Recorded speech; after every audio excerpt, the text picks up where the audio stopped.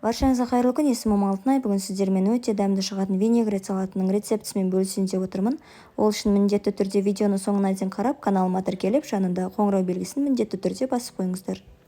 Алдымен 40 қабатты видеода көрсетілгендей етіп, майдалап турап, оның үстіне тұз сеуіп, қолымыздың көмегімен жақсылап мыжып, үстін бастыртып, осылай 5-10 минутқа қойып қоямыз.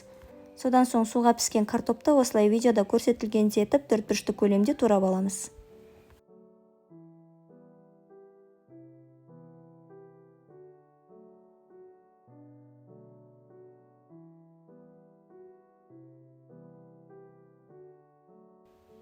Содан соң суға піскен қызылшаны да көлемін 4 бұрышты етіп, барлығын жақсылап турап аламыз.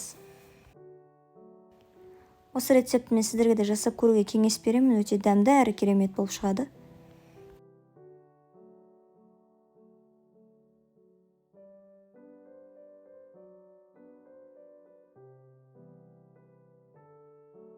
Барлығын жақсылап турап болғаннан кейін оны арнайы ыдысқа орналастырамыз.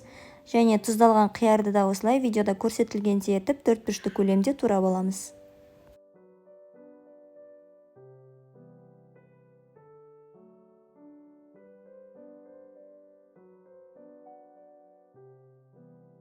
Содан соң пиязды да видеода көрсетілгендей етіп өте майдалап турап аламыз.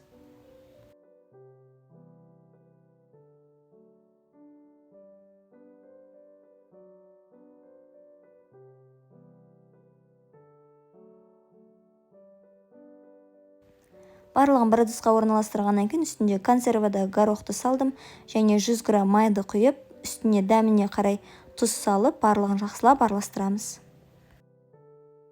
Салатымыз дайын болды. Егер де рецепт ұнап жатса, каналыма тіркеліп, лайк басып, комментарий қалдыра кетіңіздер. Барлықтарыңызға ас болсын.